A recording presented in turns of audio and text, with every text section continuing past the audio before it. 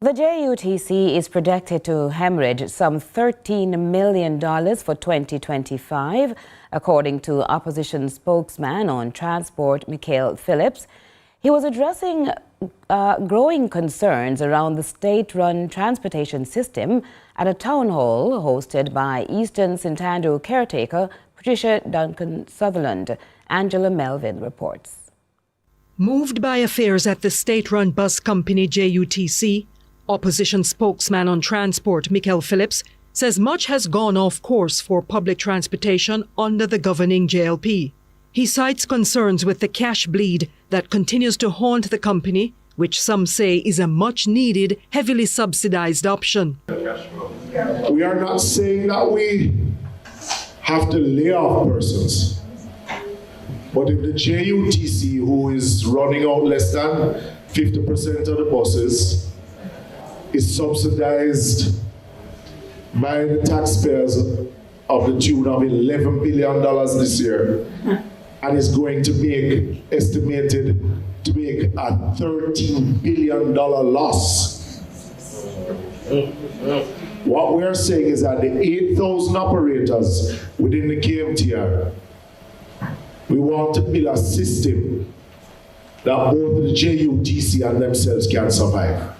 Phillips also notes an increase in the company's budget for salaries, which now stands at $1.8 billion, while adding just over 60 new workers to its team. We have to look at the JUTC as a going concern, because right now, the JUTC itself employs close to 1,600 individuals,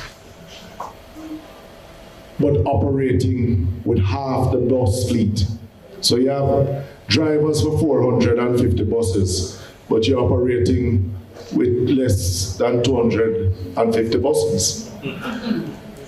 If you look at this year's budget, the JUTC in the budget book has an increase on salaries of about $1.8 billion. And only increasing their workforce by 60 odd persons. You get what I'm saying?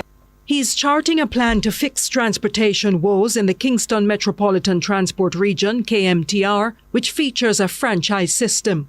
So those operators who operate as hackney carriages have to get in tune with the franchise system and join one of the franchises. So what we have proposed is that once they are part of the franchise system, as a government, we want to get the money out of the pro box and the 7-seater. No, because if we're going to run a modern transport system, we have to facilitate them to get the 15-seater and the 30-seater, to move people. This, as he explains, there are over 1 million Jamaicans who are still dependent and must be catered to. The plan would see a PNP government offering loans through the Development Bank of Jamaica to boost the transportation sector by moving more people at once. Angela Melvin, CVM News.